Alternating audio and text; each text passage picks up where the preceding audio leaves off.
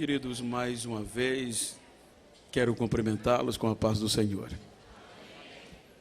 Quero externar a minha gratidão a Deus pelo privilégio que Ele me concede de mais uma vez estar aqui com os santos, agradecendo pela vida do pastor Roberto, sua muito digna família, todo este coeso ministério, cujo eu quero reverenciá-lo, desde a diretoria, todos os membros destes companheiros e esta igreja. Só Deus para recompensá-los pela esta oportunidade que os irmãos têm me concedido através do vosso pastor por estar aqui. Quero agradecer a Deus pela oportunidade de rever muitos amigos.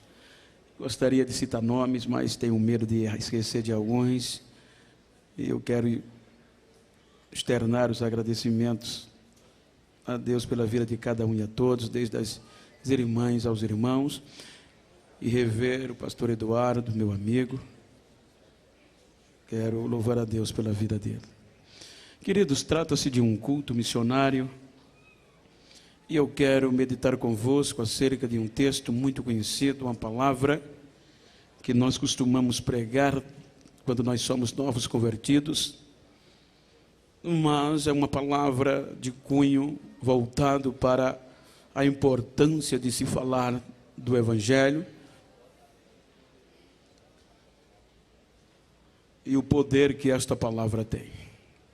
E para isso eu quero ler no capítulo 5 do Evangelho, segundo escreveu São Marcos,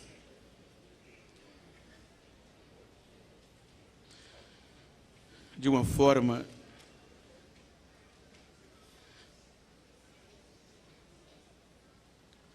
que diz o seguinte, o capítulo 5, versículo 21 por diante. Marcos registra: tendo Jesus passado de barco para o outro lado, ajuntou-se a ele uma grande multidão enquanto ele estava junto ao mar.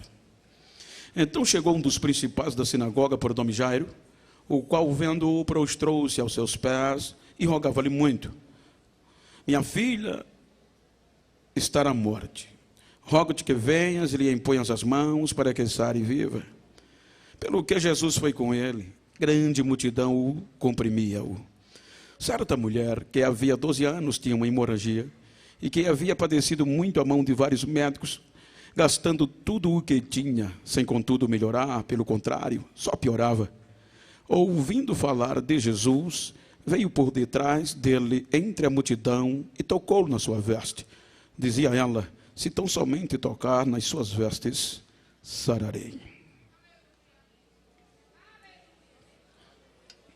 Queridos, eu quero propositalmente tomar por base esse texto para meditar convosco acerca do poder desta palavra e falar-lhe sobre os improváveis. Quando nós observamos o contexto e o texto ora lido, parece uma coisa comum, normal, em uma mensagem cotidiana, uma mensagem corriqueira, que nós ouvimos a cada dia. Mas se trata de um culto missionário, se trata de um culto de conscientização, e eu quero falar-lhe de uma forma muito expositiva acerca desta palavra. Quando nós observamos o contexto cultural, religioso, que antecederam estes dias, a Bíblia nos mostra que a expectativa de um Messias, de algo novo, contundente, cumprindo-se assim a promessa do Éden, isto se passou ou se passava por cada família, por cada geração, ratificada por Moisés, os profetas e assim por diante. Essa expectativa de um grande libertador, de uma intervenção divina no contexto voltado para Israel, alguns homens, diz a Bíblia, que se autodenominaram o seu Messias, ou Cristo, homens que tinham uma oratória, tinham uma persuasão tão tremenda, que conseguiam juntar grupos para o seguir. Homens que defendiam teses eloquentes, e que convinha a muitas pessoas acreditar que aqueles eram o Cristo, cada um na sua época enviado. A ponto que esta crendice afetou até o contexto religioso. A decepção foi constante, ou as decepções, pois a Bíblia diz que aqueles que assim se autodenominaram vieram a decepcionar. A Bíblia cita o nome de alguns, como Teudas e outros, que se diziam ser o Cristo enviado para a restauração de Israel. Mas eles vieram a fracassar. Seus seguidores não demoraram muito. Seus seguidores dissiparam, foram dizimados. As suas ideias esquecidas. Os seus ensinos poucos cumpridos. Isso causou, inflamou tanto esta falsa palavra, esta falsa manifestação, inflamou tanto o contexto religioso, a liderança, que coube aos religiosos, os líderes, colocar adendos para que todos aqueles que se autodenominassem, surgissem, denominando-se ser filho de Deus, o Cristo, o Messias, teriam que ser dignos de morte.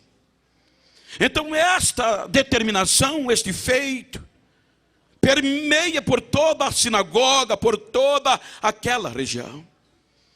Então poucos teriam coragem, ou quase nenhum, de levantar-se e se autodenominar que era o Messias, que era o Cristo, e que vinha trazer uma palavra de exortação, de consolação e de esperança. Porque a cabeça estava a prêmio.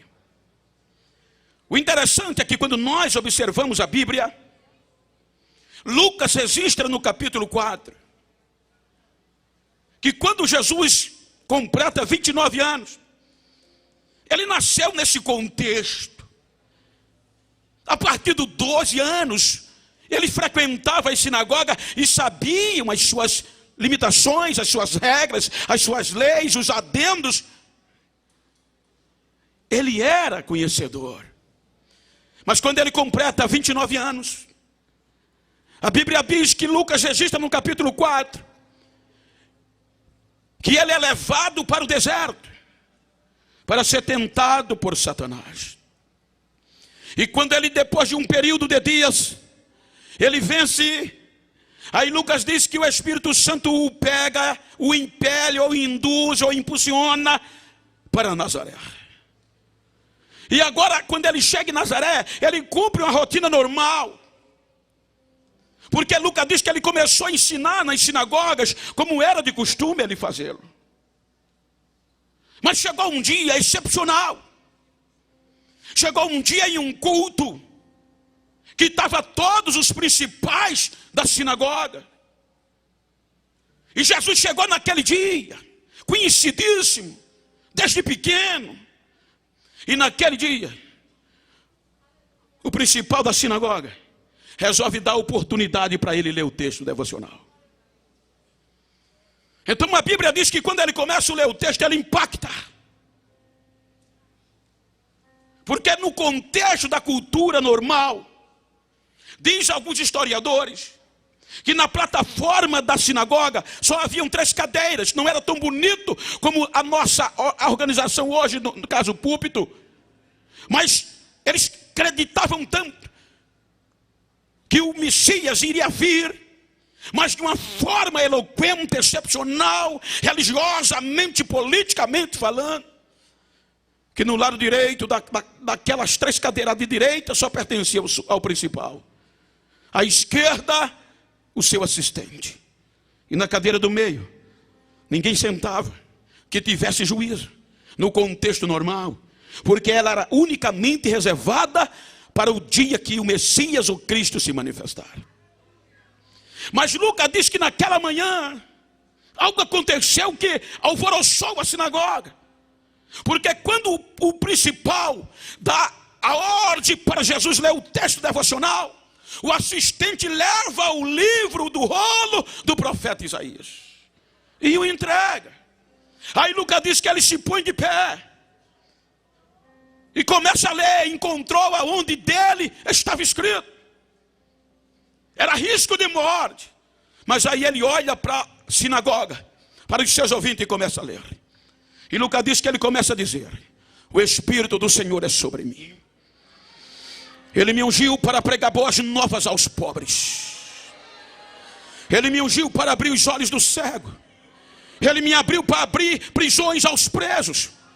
Ele me ungiu para pregoar o ano aceitável do Senhor. Até aí estava tudo normal. O interessante é que Lucas diz que quando ele lê, ele fecha o rolo do livro e vai e senta na cadeira do meio. Quando ele senta, impacta, porque Lucas diz que os olhos de todos fixaram nele. Quando todos os olhos fixaram nele, ele levanta a voz e diz: hoje se cumpriu esta profecia aos ouvidos de vocês. Eu cheguei. Amados, não foi à toa que os sacerdotes interromperam o culto. Começaram a gritar: blasfemou, é digno de morte. Expulsaram o Jesus da sinagoga. E para cumprir os adendos legais, tentaram empurrar ele de um monte para baixo para matá-lo. Mas como ainda não era chegada a hora, ele saiu de fininho e vai embora. E a Bíblia diz que ele começou pregando, divulgando, mencionando. Independente do que acontecesse, ninguém parava mais aquela voz. A ponto que a Bíblia diz que ele chega na região de Herodes e começa a ensinar, pregar esta palavra transformadora, vivendo-a literalmente como ele era, a ponto de impactar aos fariseus, que as pessoas afluíam a ele para ouvi-lo. E as pessoas ficavam boquiabertas. Que homem é esse? Que palavra é essa? Que negócio é esse? Aí os fariseus ficaram irados e tentaram parar esta voz. E foram para Herodes e disseram: Herodes, Jesus está pregando na tua jurisdição. Ele está trazendo um novo ensino, uma nova doutrina, e o povo está afluindo a ele. Faz alguma coisa para ele.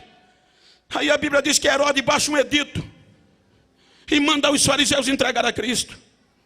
E o edito dizia: pare de pregar imediatamente, senão vai ser preso, senão vai ser morto. Parem de pregar agora.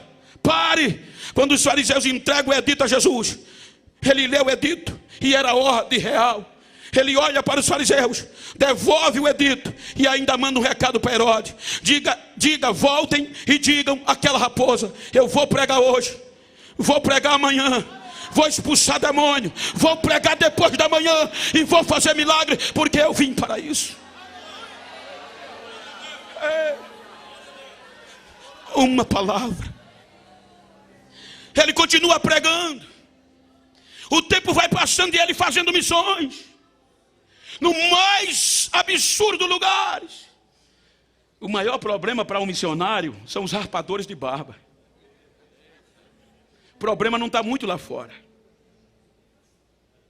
Sempre tem obstáculos, os rapadores de barba aparecem. Só que como os consoladores não se defendiam, o rei mandou a equipe de guerra e acabou com eles. Então diga para quem está ao seu lado: se tu encontrar os rapadores de barba por aí, diga a ele que a barba voltou a crescer. E eu não vou parar.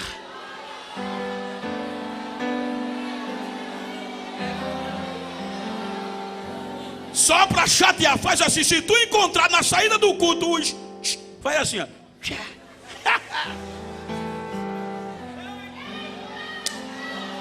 Ninguém para os consoladores, aqueles que levam a mensagem de paz. É o rei que defende, é o rei que ataca, é o rei que os protege.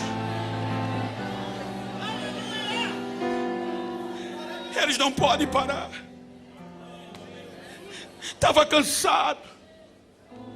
Vamos que eu vou com você. Vamos que eu vou com você. Aí a Bíblia diz que vai Jesus com Jairo e uma grande multidão. Quando vai Jesus com Jairo e a multidão, olha o que é que o texto diz: certa mulher que padecia de uma enfermidade e há 12 anos tinha investido, empreendido toda a fortuna que tinha para ser curada e não adiantou, só piorava. Amados, aquela enfermidade tirou daquela mulher, entre aspas, 4 direitos legais que ela tinha. Primeiro, se você ler o capítulo 15 de Levítico, e se você achar muito difícil, leia o capítulo 5, versículo 2 de Números, que lá está escrito que todo homem e toda mulher que tivesse aquele tipo de doença teria que ser jogada fora para o arraial dos imundos. Era questão de saúde pública, estava na lei. A mulher investiu pesado, não ficou boa. As autoridades, com autoridades legais, entraram na casa dela e roubaram, tiraram-lhe o primeiro direito, que era o direito de família. Ela agora é jogada no arraial dos imundos. Ei, primeira perda, deixe-me correr. Primeira perda, a família, só por conta daquela doença. Segunda perda, o direito de ir e vir. Porque a lei dizia: quem tem aquele tipo de doença não pode andar livremente, tem que ser trancafiada no arraial dos imundos, como um projeto falido. Terceira perda, a adoração. A pior coisa para o judeu era tirar o direito dele adorar. A enfermidade roubou dela, porque a lei dizia: quem tinha aquele tipo de doença nem no pátio da igreja podia chegar. E a pior, a quarta perda, a identidade. A doença tirou da mulher até o nome.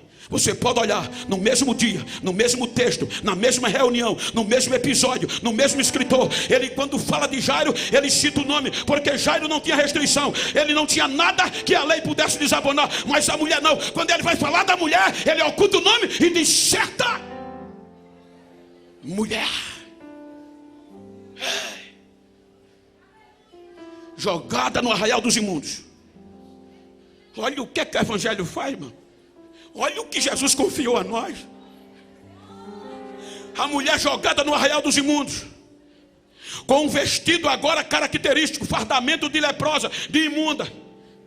Tinha que colocar uma tauba no pescoço com sino, para fazer barulho quando se movimentasse, para todos saber que era um projeto falido, que era imunda. Terceiro, se quisesse sair alguns metros, tinha que gritar a 1 quilômetro, a 1000 metros de uma pessoa. Já vim gritando: eu sou imunda, eu não tenho mais jeito, eu sou perdida, só estou esperando a morte, eu sou um projeto falido.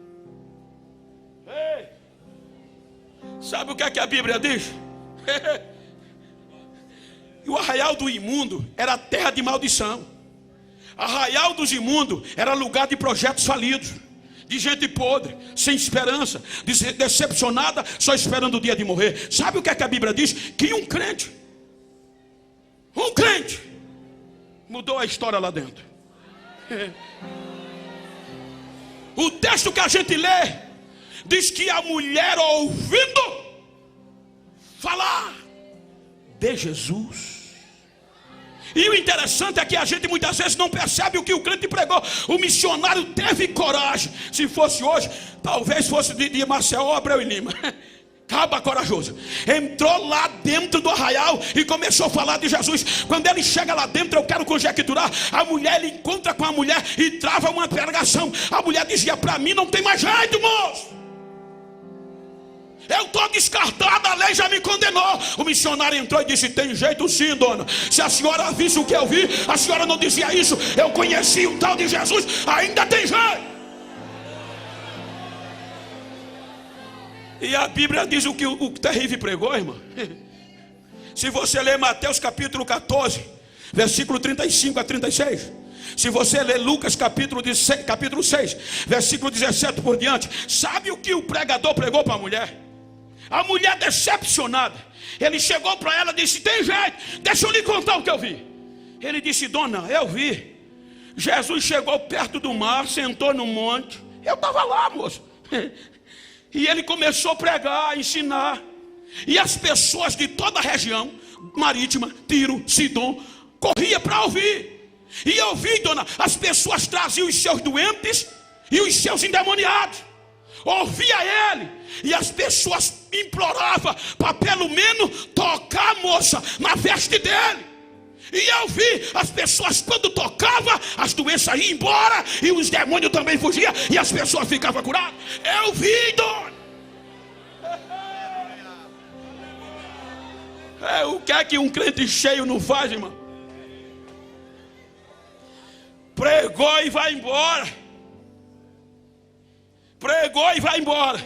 E agora a mulher fica dentro do arraial perturbada. A lei dizia, está acabada. A palavra do pregador dizia, ainda tem jeito. A lei dizia, se sair vai ser apedrejada, porque vão te descobrir, você vai ter que gritar. Aí a palavra do pregador dizia, dona, precisa muita coisa não, é só tocar.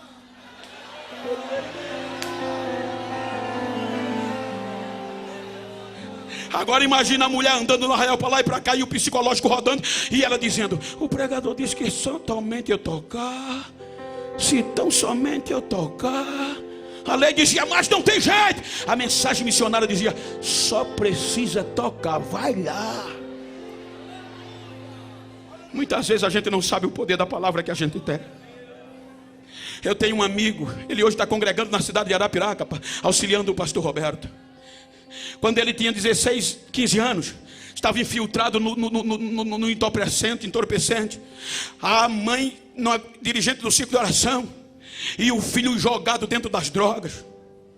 Quando a mãe estava orando de madrugada, o filho chegava aí drogado, embriagado, embolando dentro da sala da casa, enrolando. Aí a mãe ia lá, saía da oração, olhava para ele e dizia, isso é jeito do missionário chegar em casa, meu filho. No outro dia ele chegava pior, ele ia lá, meu filho, isso é jeito de um pregador chegar.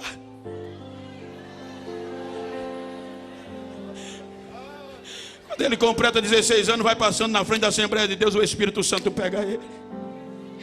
Estava fazendo missões em Genebra e voltou agora há pouco.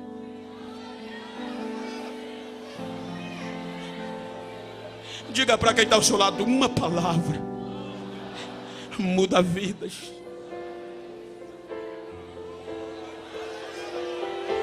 E de pregar este evangelho. Aí a mulher na luta, o psicológico travado, a palavra missionária vence, ela levanta e diz, eu vou. Aí entra na multidão, tira o vestido, tira o sino e entra no meio da multidão. O não eu já tenho, ou tudo, ou vai ou racha. Agora imagina, de um lado, o que é que o evangelho não faz? De um lado, um homem que tinha tudo, cargo, nome, poder, autoridade, respeito. Veja o que é que a Bíblia diz, que Jairo veio pela frente, joelhou, clamou, adorou, e nada aconteceu, ninguém lhe proibiu. A Bíblia em Êxodo diz, o que vem na frente de Deus é a sua glória. Jairo não tinha restrição, veio pela frente. A mulher não. A lei tirou o direito dela adorar. Só que o mesmo texto de Êxodo diz que na frente de Deus vem a glória, mas também ele diz que atrás de Deus vem a bondade e a misericórdia. De um lado um homem que tinha tudo, do outro lado uma mulher que até o nome tinha perdido. Aí como a mulher não podia ir pela frente, ela vai por detrás, se engaja no meio da multidão, toca no vestimenta de Jesus. Quando ela toca,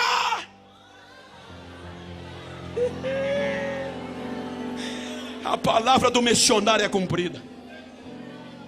O organismo, o corpo sente estremecer. Agora imagina, aí ela agora tenta querer se esconder, vai se atrasando, vai diminuindo os passos, parece coisa de doido, irmão. Aí a Bíblia diz, irmão, que para a gente alcançar os milagres tem que muitas vezes ser chamado de doido. Diga para quem está ao seu lado, missionário, quer ver o milagre? Deixa a coisa feder, deixam te chamar de doido. Deixa eu abrir um parênteses rapidinho para concluir. A Bíblia diz que quando Moisés saiu com o povo do Egito, chegou no mar, o braço do mar, o mar vermelho, travou. Fechou, estava fechado. O que é que tu tem na mão? Uma vara, levanta. Aí a Bíblia diz que o mar se abriu durante a noite. Os estudiosos dizem: Genival, só vocês crentes que acreditam, isso é doidice de vocês. Digo, mas a providência salvar os crentes pela loucura da pregação? Somos doidos mesmo. Aí eu disse pior. Quando passaram 3 dias, chegaram no outro lado do mar, deu sede e foram beber, a água era amargosa. Aí Deus disse: pega a vara, o linho, Moisés, joga na água. Quando ele jogou, a água ficou doce.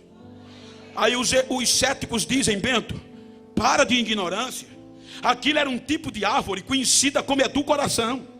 E aquele tipo de árvore tem uma substância adocicada. Por isso que quando Moisés jogou na água, no contexto científico, a água sugou a substância da árvore e ficou doce. Talvez, pode ser, faz sentido. Vamos lá para Reis. Aí quando chega em Reis, eu digo: lê isso aqui. Quando Eliseu ficou no lugar de Elias, a Bíblia diz que o povo olhou a terra era bonita, boa. Porém o povo trouxe uma queixa: Eliseu, a terra é bonita, é boa, mas a água é amargosa. Aí Eliseu disse: vocês têm um prato novo aí? Tem. Tem sal? Tem. Passa para cá.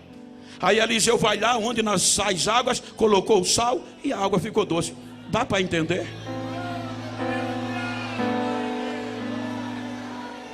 Só esse evangelho, só essa palavra faz isso, irmão.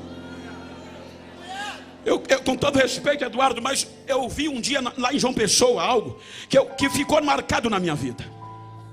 O pastor Zé Carlos, a gente estava numa escola bíblica, e ele disse o seguinte: que houve uma seca, era um período de seca, e a gente estava preocupado, e ele disse, ele até citou algo, e depois tomou um exemplo aqui do Pernambuco. Ele disse: olha, irmãos, a gente tem que orar para mandar chuva. Mas porque no Pernambuco, há anos passados, dizia ele na época, teve uma seca pior do que essa. E numa igrejinha pequena, um pastor fez um desafio, deu uma de doido, disse: irmãos, quem quer ver chuva cair? Aí a igreja alegre, ansiosa, levantou a mão, amém. Ele disse: 30 dias de jejum e oração. Amanhã, segunda-feira, começa a oração. 7 horas da noite, todo mundo aqui, vamos passar 30 dias. E depois de 30 dias, Deus vai mandar chuva, amém. Só que na igreja tinha gente mais doida do que o pastor. No sentido positivo. Foram para casa quando vieram à noite, 6:30 da noite, que os irmãos vêm orar na multidão de gente. Sabe o que chamou a atenção? Uma irmã no primeiro dia da oração já vinha com guarda-chuva debaixo do braço. Aí os irmãos disseram: a senhora está doida, tá doida, vai começar a campanha. Ela disse: eu conheço o meu Deus, Ele gosta de desafio, eu conheço Ele. Ele disse que com 20 minutos de oração, as telhas começaram a fazer barulho. Disse que no primeiro dia Deus derramou um toró de chuva. Terminou a oração, ninguém podia ir para casa. A irmãzinha vai lá atrás da porta, pega o guarda-chuva, arma e sai dizendo: eu bem que disse, eu bem que disse, eu bem que disse, eu bem que disse.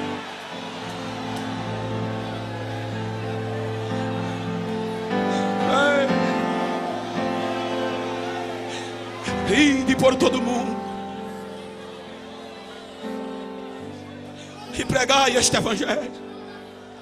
De um lado um homem que tinha tudo, do outro uma mulher que não tinha nada.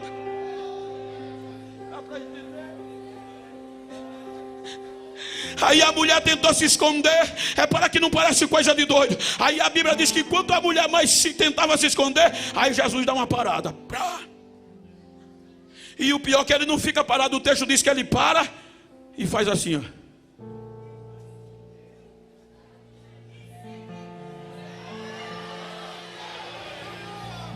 Olhou ao redor e ninguém se manifestou. Aí ele grita: quem me tocou? A coisa parecia tão sem juízo que os discípulos disseram: Senhor, a multidão te aperta, te comprime, te empurra, e o Senhor vem perguntar quem te tocou. Alguém me tocou, que eu senti que de mim saiu virtude e saiu poder. Quem me tocou? Aí a Bíblia diz que a mulher, tremendo e temendo, começou a gritar: fui eu, fui eu, fui eu. Aí agora ela corre pela frente, estava curada, desafiou a lei, desafiou a multidão, vai pela frente, coloca o joelho no chão, adora e grita: fui eu, fui eu. Chegou o missionário lá no arraial e disse que já tinha jeito para minha situação. Roubaram minha família, roubaram meu nome, roubaram o direito de adorar, mas o missionário disse que só era eu tocar. Eu vi, Senhor, toquei. Oh, filho, Grande grande é a tua fé. Quanto tempo aquela mulher não ouvia ser chamada filha. Oh filha, vai em paz. Ninguém vai te impedir mais, filha.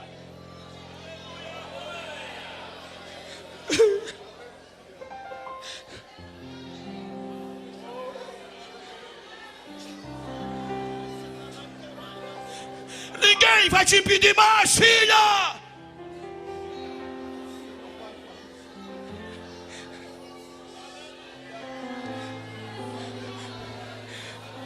Chega os empregados, Jairo, incomoda mais não, Jairo.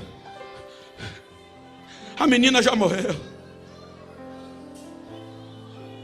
Atendeu uma mulher que não tinha nada no meio do caminho. E agora vai atender um homem que tinha tudo. Quando ele chega na casa de Jairo, a reunião fúnebre já estava acontecendo.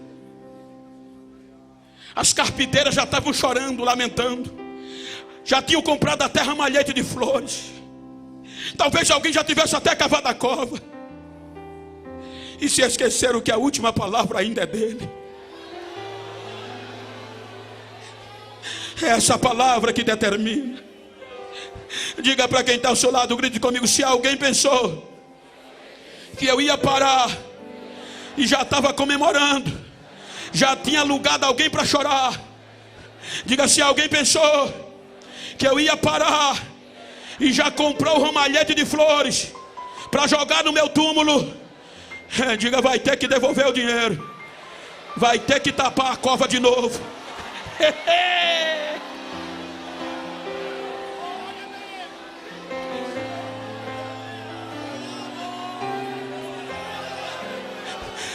Talita cume, até eu te digo, levanta-te. A menina levantou. Aquela menina era um sonho. Ele pegou o sonho de Jairo e devolveu para ele: toma o teu sonho, toma os teus projetos. E a história diz que nunca mais Jairo voltou para o judaísmo.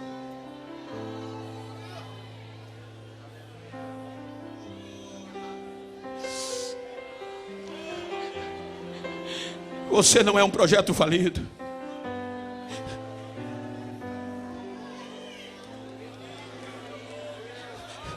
A tropa de elite de Davi eram homens endividados anteriormente. A tropa de elite de Davi eram homens rejeitados, injustiçados, revoltados. E como personalidade, tipologia, Davi fez daqueles homens grande tropa de elite. Quando você vai para o capítulo 20 de Mateus, Jesus falando desta obra, Davi, ele fala de 5 horários: madrugada, desbravadores; terceira hora, o sol da justiça; sexta e nona, a hora que o sol era mais quente. A igreja vitoriosa, primitiva. Veja que nos 4 primeiros períodos, ele só chega na praça e contrata os trabalhadores: vão vocês para a minha vinha e eu vou dar a vocês que é justo. Mas a Bíblia diz que por acaso dá-se a entender que o dono da vinha vai na praça a 1/10 hora, no final do dia, e encontra um grupo que estava lá ocioso. Veja que a este grupo ele abre o diálogo. Ele questiona: por que vocês ainda estão aqui sendo essa hora do dia? Sabe o que é que o grupo diz? Ninguém acreditou em nós. A gente não tinha requisitos para trabalhar na vinha de ninguém. Aí ele olha e diz: vão vocês também para a minha vinha e eu vou dar a vocês o que é justo. Era a igreja primitiva, a igreja gentia, melhor dizendo, da qual eu e você fazemos parte. A igreja gentia, que diz a história que D.L. Moody fez parte desta. Que quando ele assumiu o compromisso de ser um ganhador de alma para Jesus, na pregação que ele ouviu, pobre, engraxado, ele colocou no coração que todos os dias ia ganhar alma para Jesus.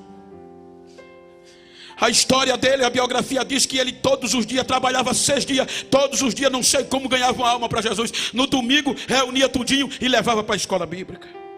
Em poucos meses, a escola bíblica tornou-se a escola mais poderosa da cidade. Mas chegou um dia que ele não orou por ninguém. A chama de missões era tão grande dentro dele, de almas, que ele deu 6 horas, não olhou por ninguém, foi para o meio da rua chorar. Sentou no meio fio e começou a gritar.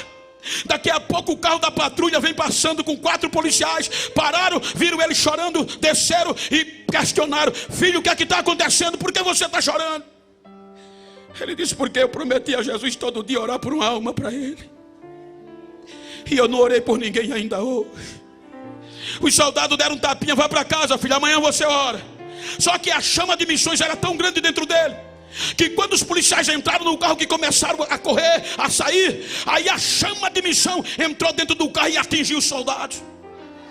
Aí os soldados começavam a chorar: o que é que está acontecendo? O que é que está acontecendo? Faz a volta, faz a volta. Quando chega lá, o menino ainda estava chorando.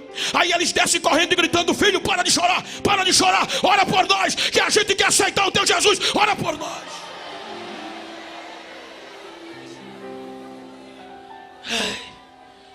Uma palavra muda tudo. Fique de pé, por favor.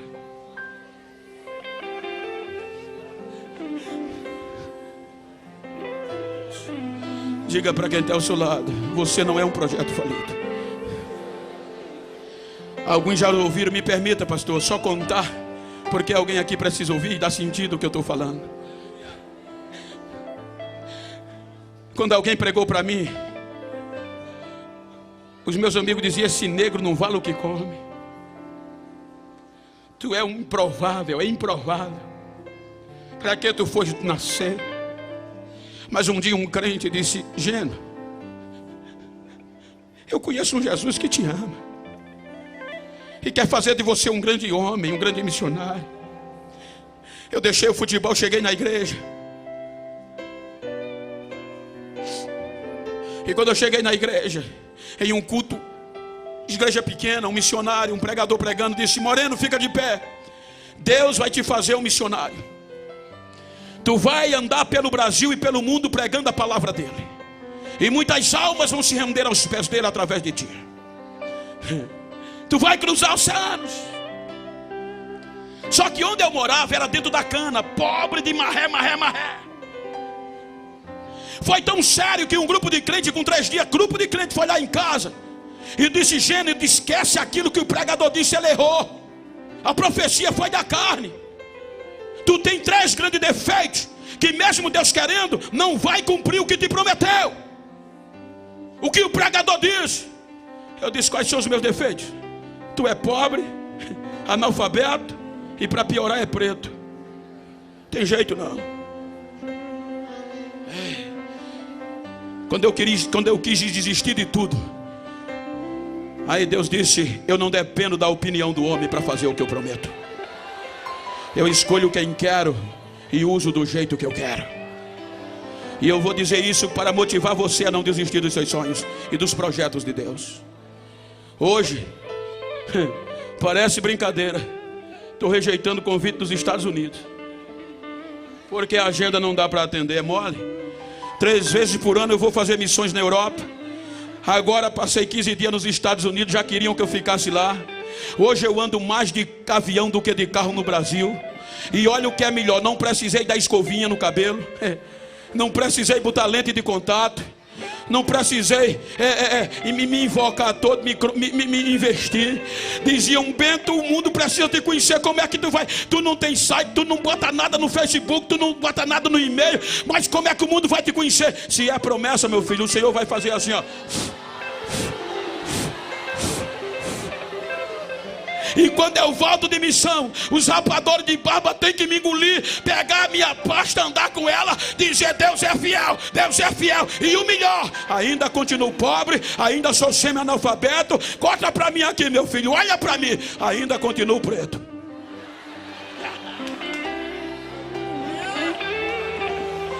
Então vira para esse crente que está ao teu lado, por favor, que eu quero concluir. Vira para ele se você pode. Dá uma olhadinha para ele, principalmente que for do mesmo sexo. Dá uma olhadinha para ela. Vai, e diga para ele: você não é um projeto falido. Você, eu, somos projetos de um grande avivamento. De um grande avivamento. Abraça ele, chora.